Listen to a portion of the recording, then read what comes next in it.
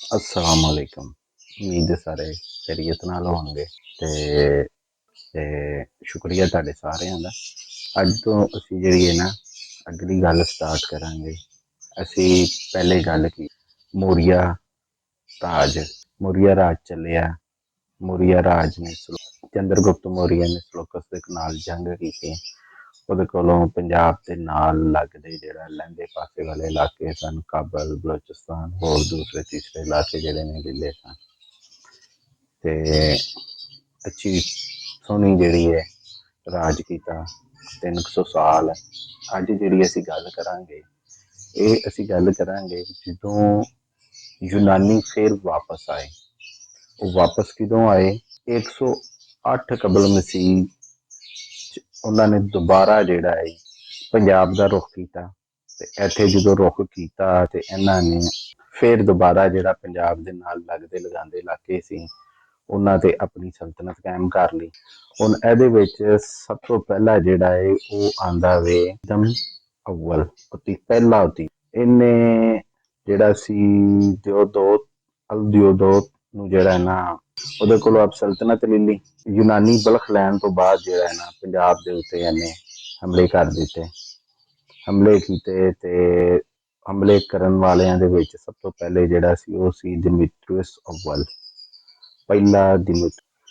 ਉਹਨੇ ਪੰਜਾਬ ਜਿਹੜਾ ਨਾ ਇਹਦੇ ਤੇ ਹਮਲੇ ਕੀਤੇ ਤੇ ਪੰਜਾਬ ਦੇ ਆਪਣੀ ਰਿਆਸਤ ਦਾ ਹਿੱਸਾ ਬਣਾ ਲਿਆ। ਹੋਇਆ ਇਹਦੇ ਨਾਲ ਇੰਝ ਜਿਹੜਾ ਸੀ ਡਿਮਿਤਰੀਓਸ ਜਾਂ ਡਿਮਿਤਰੀਸ ਇਹਨੂੰ ਕਹਿੰਦੇ ਆ। ਇਹਨੇ ਜਦੋਂ ਪੰਜਾਬ ਚ ਆ ਗਿਆ ਬੜੀ ਦੂਰ ਆ ਗਿਆ ਬਲਖ ਤੋਂ ਤੇ ਪਿੱਛੇ ਜਿਹੜਾ ਨਾ ਇਹਦਾ ਆਪਣਾ ਹੀ ਉਕਰੀਤਦ ਨਿਗਾਸ ਨੂੰ ਕਹਿੰਦੇ ਨੇ, ਉਕਰੀਤਦ ਨਿਕਾਸ। ਉਹਨੇ ਜਿਹੜਾ ਨਾ ਤਖਤ ਦੇ ਉੱਤੇ ਕਬਜ਼ਾ ਕਰ ਲਿਆ ਫੌਜਾਂ ਨੂੰ ਨਾਰ ਲਾ ਕੇ।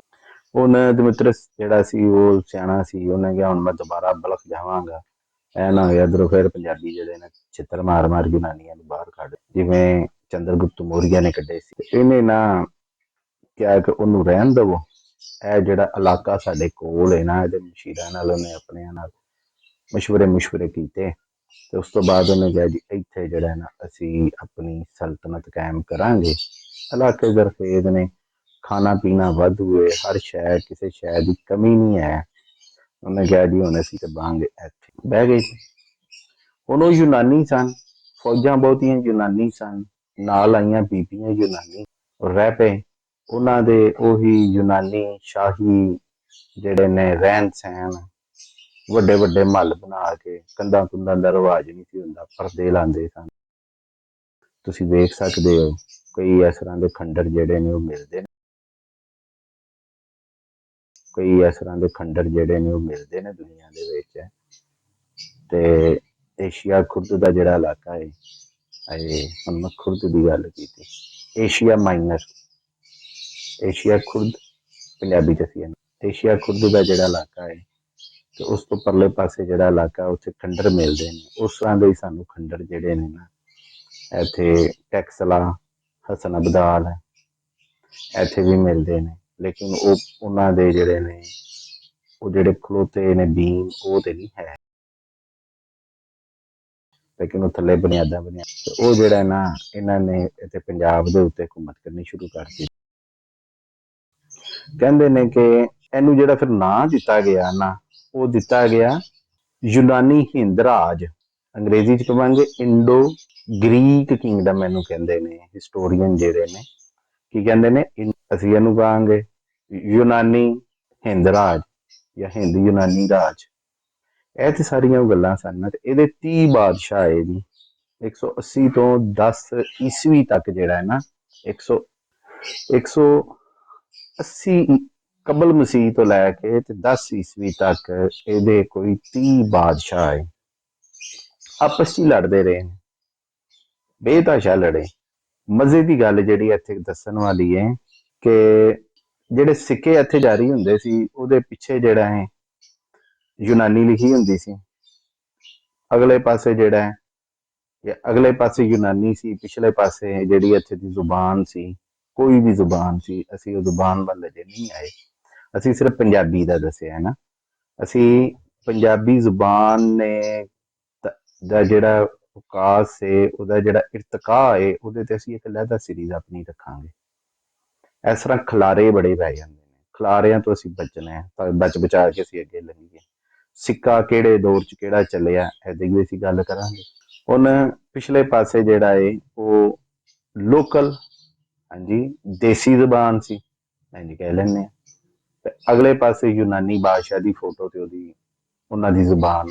ਹੁਣ ਵੇਖੋ ਕਿ ਇਹਨਾਂ ਨੇ ਪਹਿਲੇ ਜਦੋਂ ਸਿਕੰਦਰ ਆਇਆ, ਯੂਨਾਨੀ ਆਏ ਨਾ, ਉਹਨਾਂ ਨੇ ਹੁਕਮਰਾਨੀ ਕੀਤੀ। ਇਹ ਯੂਨਾਨੀਆਂ ਦੀ ਹੁਕਮਰਾਨੀ ਦਾ ਦੂਜਾ ਦੌਰ ਸੀ, ਇੰਝ ਕਹਿ ਲਓ। ਉਹਦੇ ਤੋਂ ਲੰਮੇ ਅਰਸੇ ਤੋਂ ਬਾਅਦ, ਇਹ ਵੀ ਕੋਈ ਤਕਰੀਬਨ 200 ਸਾਲ ਦਾ ਬਣਦਾ ਹੈ, ਕੋਈ 10 ਸਾਲ ਘੱਟ ਹੀ ਹੋਣਗੇ, ਤਕਰੀਬਨ 200 ਸਾਲ ਬਣਦਾ ਹੈ। ਹੁਣ ਇਸ 200 ਸਾਲ ਦੇ ਵਿੱਚ ਪੰਜਾਬ ਦੀ ਜਿਹੜੀ ਆਲਾ ਜ਼ਰਫੀ ਹੈ, ਪੰਜਾਬ ਦਾ ਜਿਹੜਾ ਪੰਜਾਬੀਆਂ ਦਾ ਜਿਹੜਾ ਕਮਾਲ ਹੈ ਨਾ, ਕਿ ਪੰਜਾਬੀਆਂ ਨੇ ਯੂਨਾਨੀ ਜਿਹੜਾ ਹੈ ਕਲਚਰ ਜਿਹੜਾ ਹੈ ਉਹਨੂੰ ਆਪਣੇ ਤੇ ਭਾਰਾ ਨਹੀਂ ਪੈਣ ਦਿੱਤਾ। ਹਾਂ, ਜਿਹੜੀ ਕੋਈ ਚੰਗੀ ਚੀਜ਼ ਉਹਨਾਂ ਨੂੰ ਲੱਭੀ ਉਹਨਾਂ ਦੇ ਵਿੱਚੋਂ, ਉਹ ਉਹਨਾਂ ਨੇ ਲੈ ਲਈ। ਬੁਰੀਆਂ ਚੀਜ਼ਾਂ ਨੂੰ ਉਹਨਾਂ ਨੇ ਨਹੀਂ ਰੱਖਿਆ। ਜਿਹੜਾ ਇੱਥੇ ਪੁਰਾਣਾ ਜਿਹੜਾ ਰਿਵਾਜ ਚੱਲ ਰਿਹਾ ਸੀ, ਹੜੱਪਾ ਮੋਹਨਜੋਦੜੋ, ਤੇ ਉਹ ਪਹਿਲਾ ਜਿਹੜਾ ਦੌਰ ਸੀ ਸਮਾਂ ਦੀ ਤਰੀਕ ਦਾ, ਉਸ ਤੋਂ ਬਾਅਦ ਹੜੱਪਾ ਵਾਲਾ, ਉਹਨਾਂ ਨੇ ਆਪਣੀਆਂ ਜਿਹੜੀਆਂ ਨੇ ਸਮਾਜ ਦੀ ਜਿਹੜੀ ਉਹਨਾਂ ਦੀਆਂ ਰਵਾਇਤਾਂ ਸਨ, ਉਹ ਉਂਝ ਦੀਆਂ ਉਂਝ ਉਹਨਾਂ ਨੇ ਨਹੀਂ ਲਈਆਂ, ਕਿਸੇ ਕੋਲੋਂ ਨਹੀਂ ਲਈਆਂ।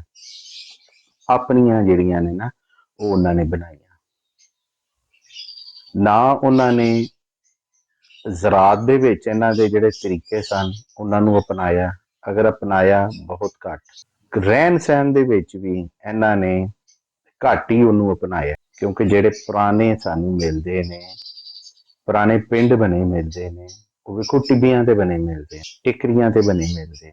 ਤੇ ਇਹ ਕੀ ਸੀ, ਉਹ ਇੱਥੇ ਦੇ ਰਹਿਣ ਵਾਲਿਆਂ ਨੂੰ ਪਤਾ ਸੀ ਅਸੀਂ ਤੇ ਇੱਥੇ ਹੀ ਰਹਿਣਾ ਹੈ, ਸਾਡੀਆਂ ਨਸਲਾਂ ਨੇ ਵੀ ਇੱਥੇ ਰਹਿਣਾ, ਉਹਨਾਂ ਦੀਆਂ ਨਸਲਾਂ ਨੇ ਵੀ ਇੱਥੇ ਰਹਿਣਾ। ਜਿਹੜਾ ਉਹ ਆਪਸ ਦਾ ਜਿਹੜਾ ਆਪਣਾ ਤਲਕ ਸੀ, ਆਪਣਾ ਲੈਣ ਦੇਣ ਸੀ, ਉਹ ਵੀ ਉਹਨਾਂ ਨੇ ਆਪਣੇ ਤਰੀਕੇ ਨਾਲ ਹੀ ਰੱਖਿਆ।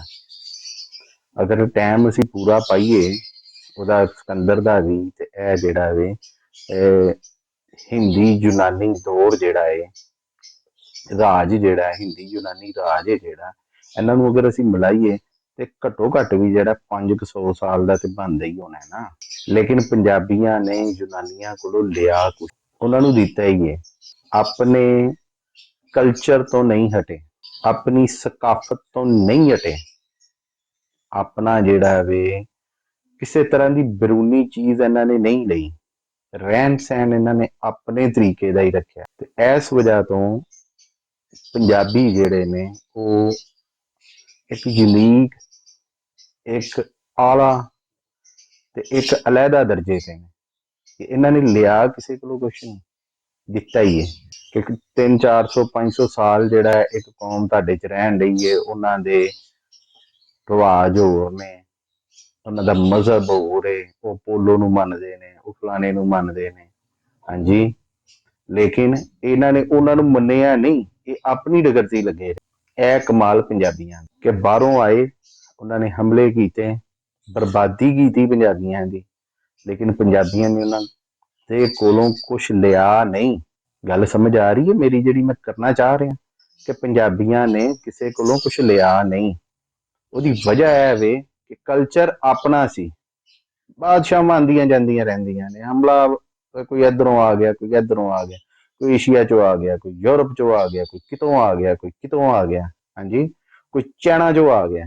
ਲੇਕਿਨ ਇਹਨਾਂ ਨੇ ਕਿਸੇ ਦੀ ਕੋਈ ਚੀਜ਼ ਨਹੀਂ ਲਈ, ਆਪਣਾ ਜਿਹੜਾ ਰਿਵਾਜ ਸੀ ਉਹਨੂੰ ਉੱਥੇ ਹੀ ਰੱਖਿਆ। ਉਹ ਕੀ ਸੀ, ਧੋਤੀ ਕੁੜਤਾ ਤੇ ਮੋਢੇ ਤੇ ਪਰਨਾ, ਉਹਦੀ ਵੀ ਪੱਗ ਬੰਨ ਲੈਂਦੇ ਸੀ ਉਹਨੇ ਮੋਢੇ ਤੇ। ਇਹ ਰਿਵਾਜ ਸੀ ਖੁੱਸਿਆਂ ਦਾ।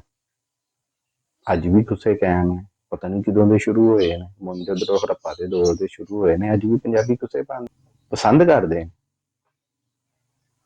ਤੇ ਇਹ ਕਲਚਰ ਦਾ ਜਿਹੜੀ ਜਦੋਂ ਬਰਬਾਦੀ ਹੋਈ ਹੈ, ਤੇ ਅਸੀਂ ਲਹਿਦਾ ਗੱਲ ਕਰ, ਉਹ ਜੇ ਬੜੀਆਂ ਸਦੀਆਂ ਅੱਗੇ ਜਦੋਂ ਕਲਚਰ ਬਰਬਾਦ ਹੋਇਆ, ਤੇ ਲਿਹਾਜ਼ਾ ਇਜਾਜ਼ਤ ਦਵੋ, ਰੱਬ ਰੱਬ।